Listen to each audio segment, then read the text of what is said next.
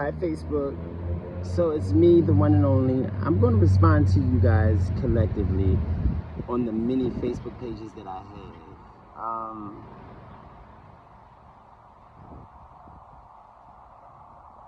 And I don't know why, but I'm seeing a lot. I've chosen to be quiet about a lot. The only way that I can kind of make my voice heard is to, hit record, and hopefully it comes out good. Hopefully I don't look greasy or whatever the case may be, but my face is like awfully greasy. Sleeping outside is no joke. Victory, you have helped me already. I'm not going to ask you for a second hand. That would be greedy. I'm dealing with what's going on with me right now in the best way that I know how. We can call it what we want. I would like to say that this is a horrible way to introduce somebody to ministry, because it's giving me a headache.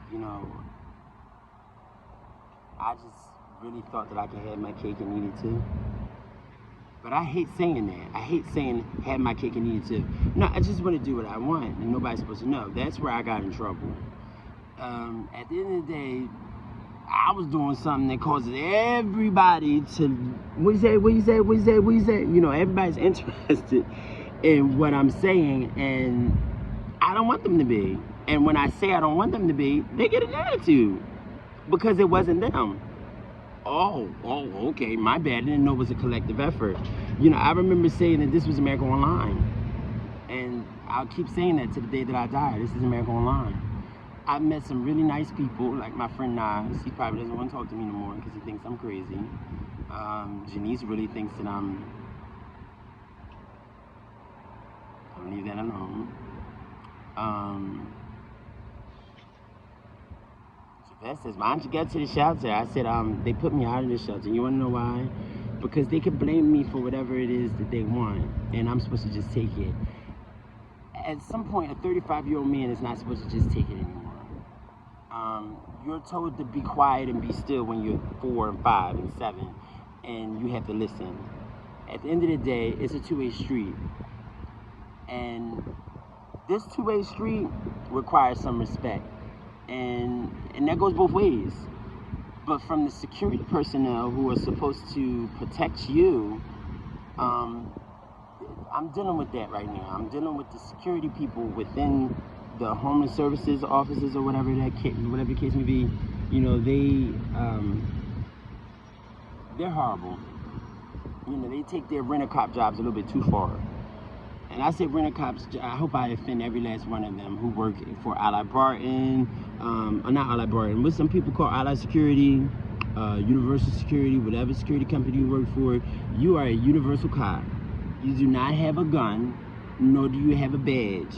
Your badge is to basically uphold the level of control within the building, so that it's not overrun, it's not overtaken. A lot of you are overly staffed. There's too many of y'all working in one building.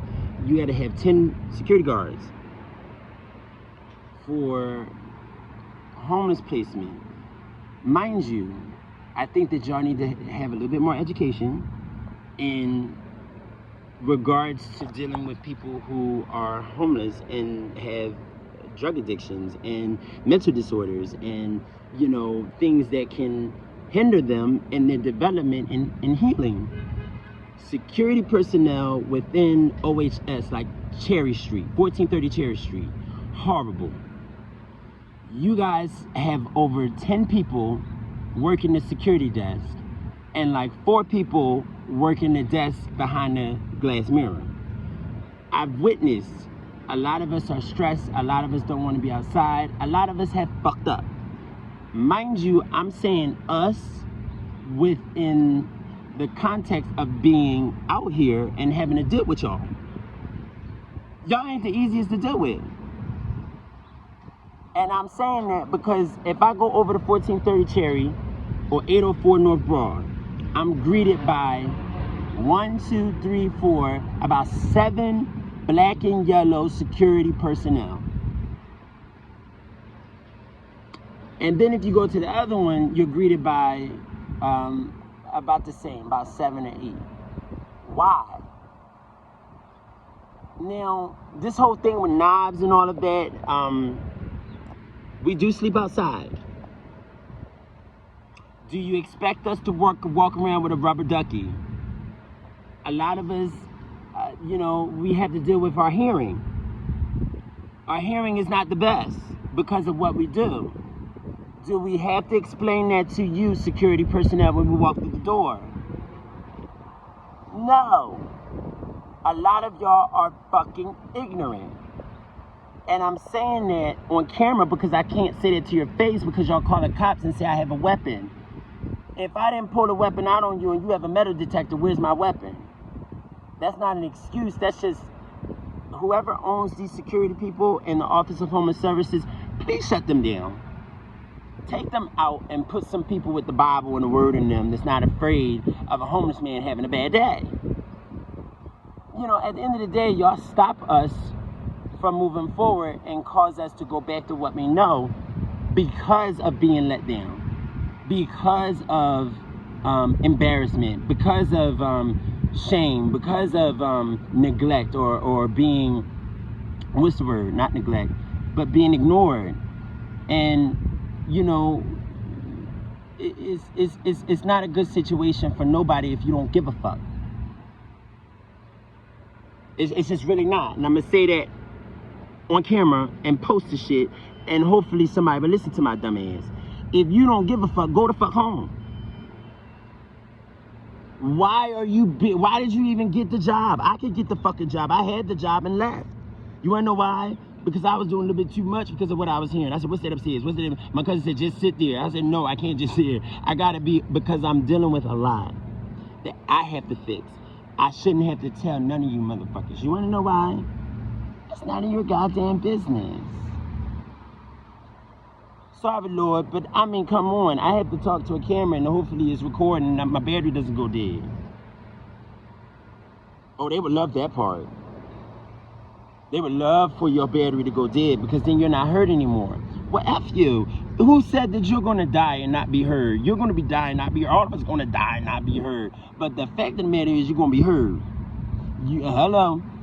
Yeah, okay. So at the end of the day, 804 No Broad has some of the nastiest security team. They could get you banned for no reason. They could say you winked the wrong way and your eyelash was purple when it was green. They could say that your eyelash cut them when you walked through the door. It's a bunch of bullshit, but they could say it. Yeah, they could say your eyelash cut them. I don't like the way you looked at me. I don't like the way you talked to me. I'ma ban you and say you got a knife when you don't have one. Don't lie on people.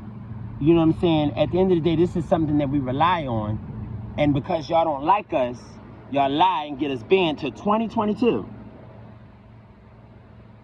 2022. A whole year. And what did I do?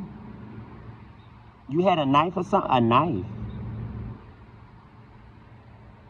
Could somebody give me the knife back? Because I would really love to know when I walked in with a knife. Don't you have cameras?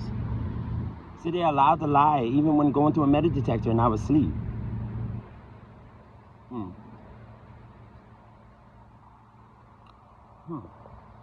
And they're allowed to provoke. Why are they in security? Cops don't even provoke. There's some cops that are nice. And some cops that don't feel like dealing with the bullshit. I had a cop tell me, listen, I really don't feel like dealing with this right now. Here's the report. You call this up and he doesn't have a weapon. Okay? You deal with it. Really? Get out, my